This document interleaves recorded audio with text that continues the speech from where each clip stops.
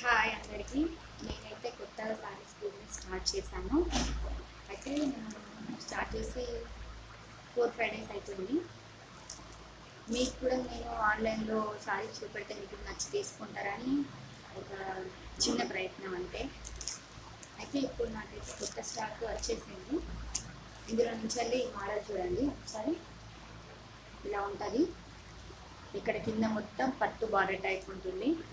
ఇలా సారీ కూడా చాలా మెత్తగా కాటన్ టైప్ ఉంటుంది. మొత్తానికి ఇందులో బ్లౌజ్ వచ్చేసి ఎలా ఉంటుందంటే చూపిస్తా ఒక నిమిషం.